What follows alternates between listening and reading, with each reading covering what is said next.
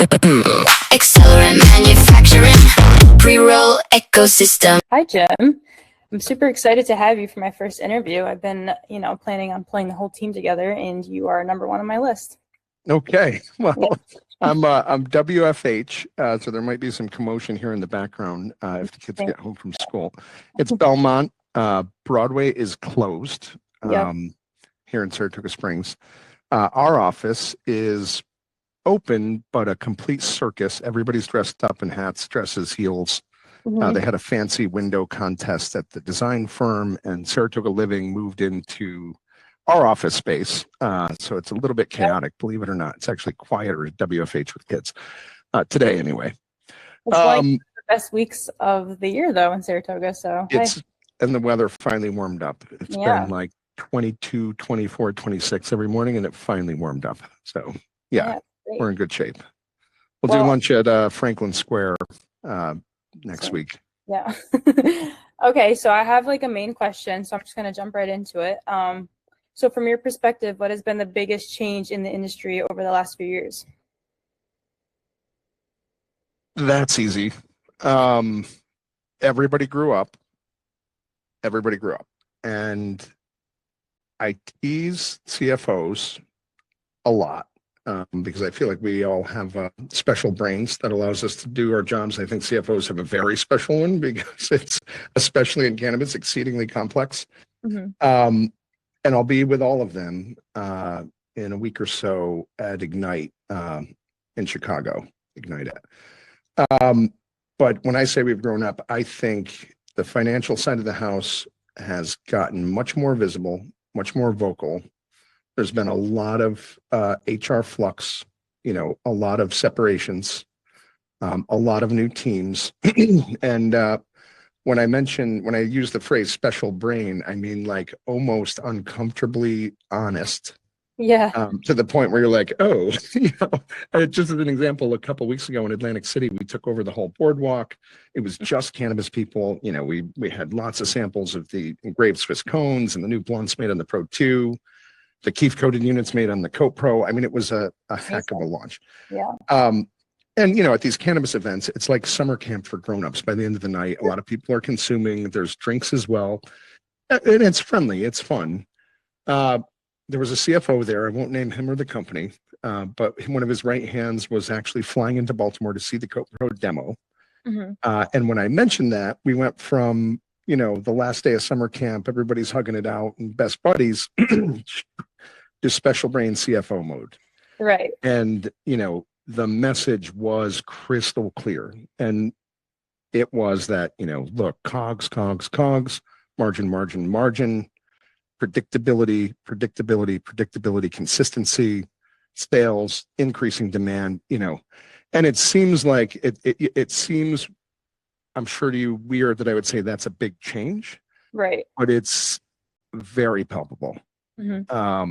It's always been the case. CFOs and boards have always been, of course, concerned about these things, but I feel like now the pressure is on. And it's a lot of new teams, a lot of new COOs, a lot of new SVPs of operations, a lot of new product people. And I think the days of enthusiasts being in high levels of the business because of their enthusiasm and maybe prior affinity for the crop, in the past, I think those days are disappearing. What I'm finding now is, still a lot of enthusiasm for the product. I'm not saying that everybody's a teetotaler or whatever the heck that word is. But I will say that there's definitely a maturity that has settled over the industry and an urgency to make the business work in traditional terms. A lot of the folks that I interact with in the past, I would have referred to it, and this is the CFO pitch. I feel like we lead with that. Because of our business model, because of the past, production as a service, the no CapEx, things tend to land with the CFO. The COO pitch is very tight. I think as, automation leaders, I do think we're head and shoulders more advanced than everybody else, especially with Keef coating. So the COO pitch and the CFO pitch in the past have been really tight. What I'm finding now is there's a much larger group of decision makers involved in each deal, much more professional, a lot of broader experiences. I was joking around with somebody the other day. I was like, oh, you got a license. I was like, if I were you, I'd give 90% of this away to a bunch of old dudes whose claim to fame is like they're the ones who, for Keebler, Australia, were able to unload grain trains without slowing them down, dropping it right onto a ship or vice versa, whatever. It's better to have 10% of a $1 billion company than 99% of a $50,000 lawsuit not in your favor, and no assets and no equity, no valuable equity. And I think we're seeing that now. I think some of these guys are coming out of the woodworks. There's just definitely a maturity. I think that can be challenging for us. I think it's an opportunity for us. I think we have to be a lot more professional. I think we have to be a lot more fact-based, which I think puts us in a good position. But yeah, that is intense. And I think, to say that the industry is actually not changing at all. It's more the people within the industry in regards to maturity. I mean, there's all kinds of things happening, but yeah, from my point of view, I would say the biggest thing, I mean, almost on every 10 days, I'm meeting a new crew, or I'm at a party and I'm bumping into somebody who I've known for, and they're like, oh, by the way, I'm no longer with the company. And there's a completely new management team.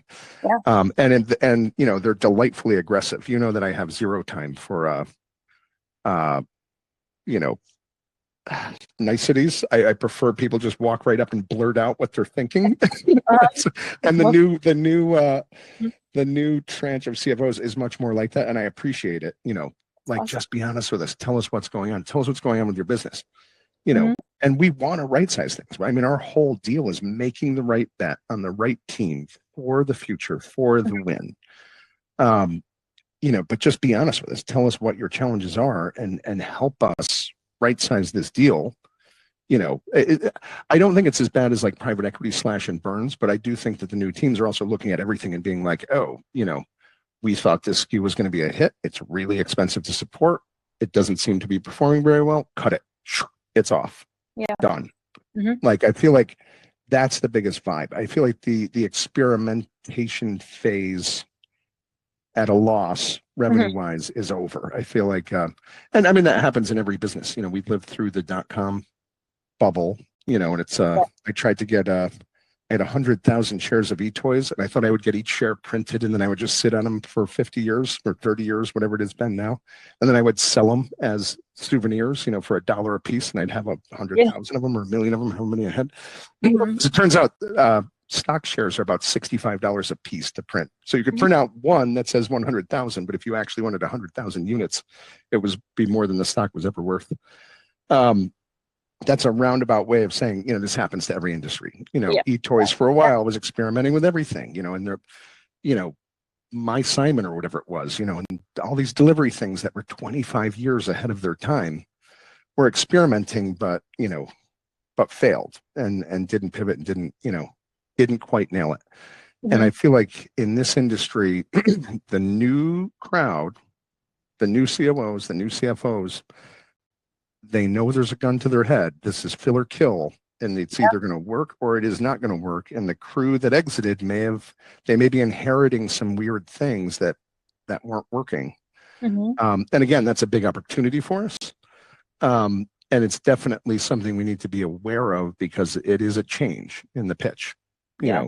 It's not about selling the sizzle of the future, although I believe the future is very bright. You've seen me after a martini. I'm standing on the bar screaming at all the CEOs in the cannabis space, you're going to be growing this shit from fence post to fence post, boys. And I really believe that. I mean, I think this is just the beginning. Right. And I can sell the sizzle if I need to. But I think the CFO pitch that's the biggest change. It is tight as a drum. You know what? I think I may have to be in a meeting right now. In fact, I think I'm 7 minutes late. I have to flee, but let's do this again. I love this. I know I tend to suck the air out of the room when I get excited. Let's do one together in Saratoga. Maybe we'll get Grant on the phone, or Bob, the new CTO. We got the Swiss guys. I mean, there's a lot of good content. But sure. I gotta bounce. I think I really am supposed to be in this meeting. All right, I'll see you.